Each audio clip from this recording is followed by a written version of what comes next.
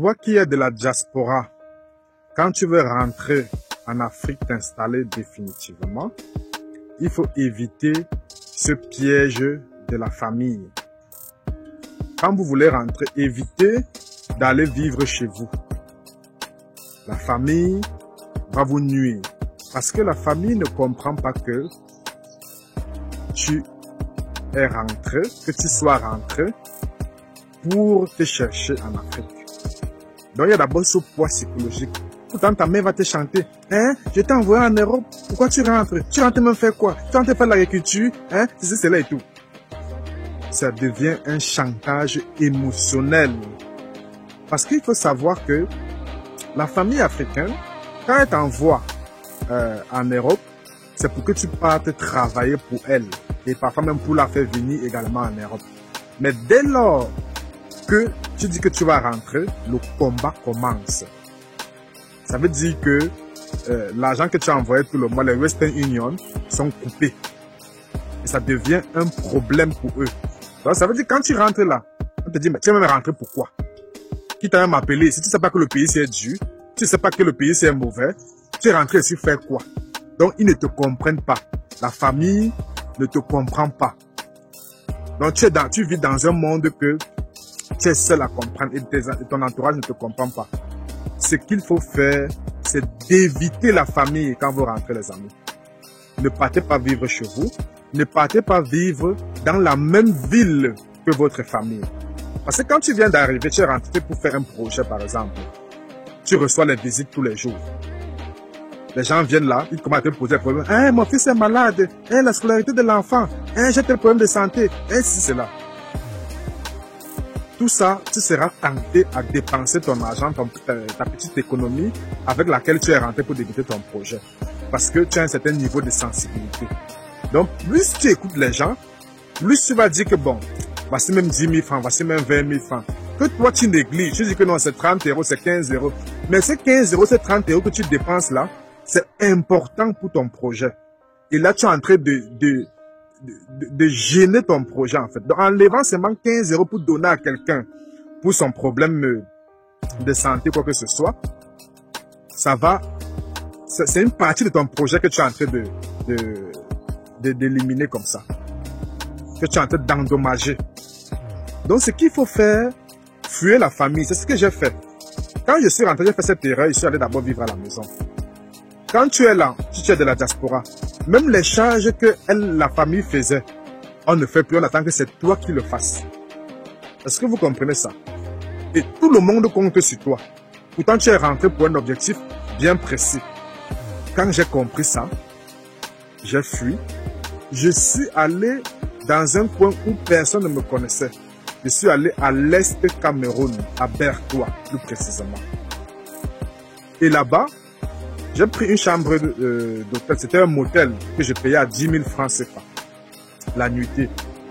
Et j'ai fait une semaine là-bas. Mais en journée, qu'est-ce que je faisais? Je sortais, je marchais partout. Je causais avec des gens pour chercher une chambre à louer parce que l'hôtel commençait déjà à me chauffer. 10 000 francs CFA, c'est pas... Tu négliges 15 euros, mais sur le long terme, c'est beaucoup d'argent. Sans compter que tu ne peux pas préparer là-bas. Il faut que tu manges dehors et tout ça. C'est les dépenses énormes. Donc, ce que j'ai fait, je cherchais une chambre. Je cherchais une chambre dans les quartiers où je pouvais moi-même faire mes propres cuisines. Là, comme toi, tu ne peux pas cuisiner toi-même. Donc, tu es obligé de tenter de manger dehors et tu vas dépenser beaucoup. Donc, moi, j'ai fui l'hôtel et chaque jour, je me baladais dans les quartiers pour demander où est-ce qu'on peut louer. Et finalement, j'ai trouvé une chambre à louer que je payais combien? 15 000 francs le mois. Cette chambre, je payais 15 000 francs le mois.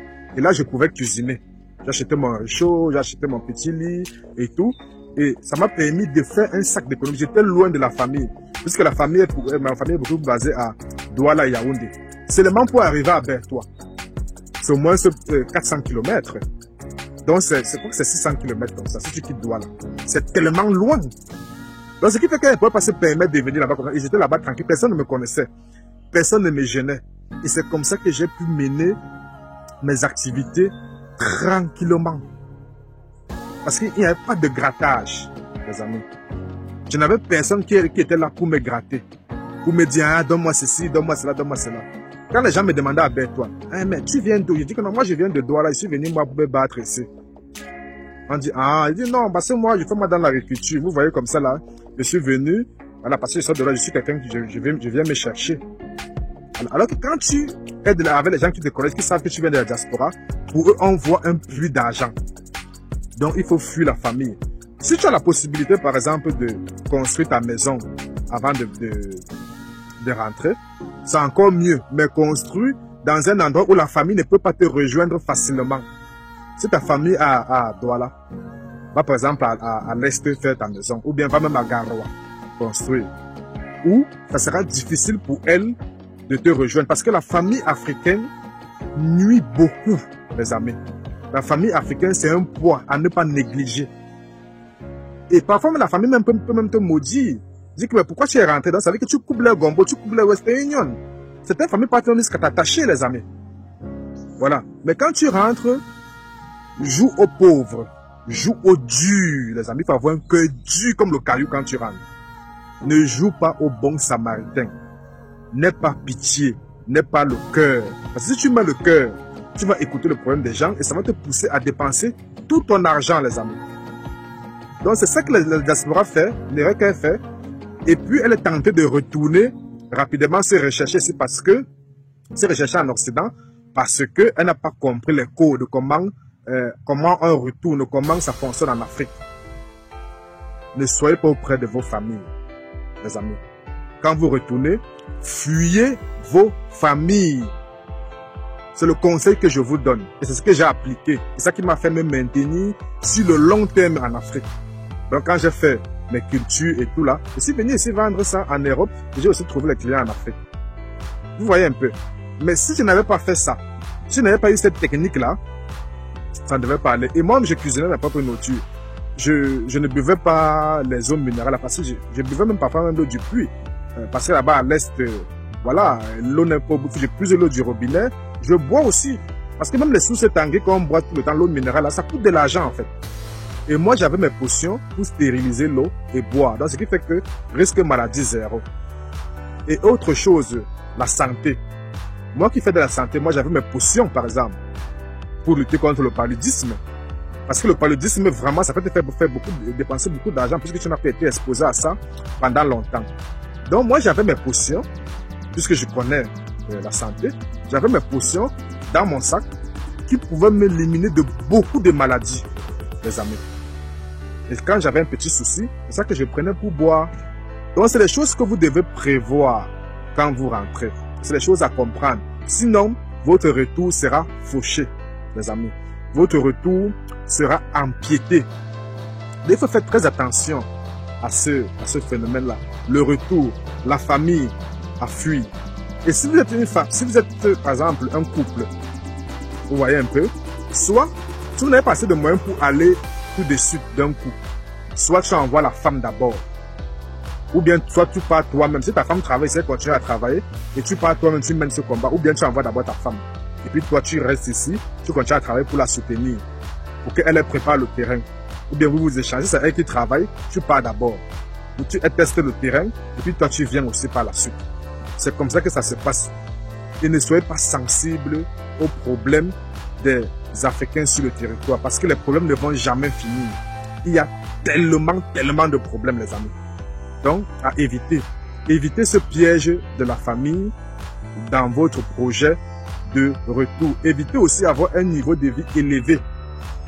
Donc, parce que quand vous rentrez là, vous avez un peu d'argent, vous voulez toujours aller manger dans les grands restaurants, dans tout ça là. Moi, je mangeais simplement. Je mangeais au tourne-dos, les amis. Je mangeais au tourne-dos, comme monsieur tout le monde. Fondez-vous dans la masse. Ne faites pas les gens qui viennent de la diaspora, qui louent les grosses voitures pour se promener et tout. Non. Je prenais la moto comme monsieur tout le monde. Je prenais le taxi comme monsieur tout le monde. Voilà. Mais si vous avez votre voiture, c'est bien. Ça va aussi vous faciliter la tâche. Ça va beaucoup vous aider. Mais si vous n'avez pas, prenez le taxi comme monsieur tout le monde. Ne prenez pas les taxis courses. Fonctionnez comme monsieur tout le monde. Ça va beaucoup vous aider. Donc votre style de vie doit être diminué. Concentrez-vous sur votre projet, mes amis.